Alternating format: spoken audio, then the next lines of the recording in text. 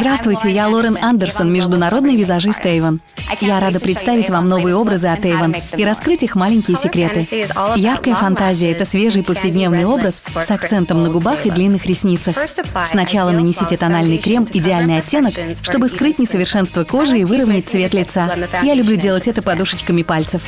Затем наложите на яблоки щек румяна нежное сияние розового оттенка, растушевывая их круговыми движениями кисти в направлении к вискам.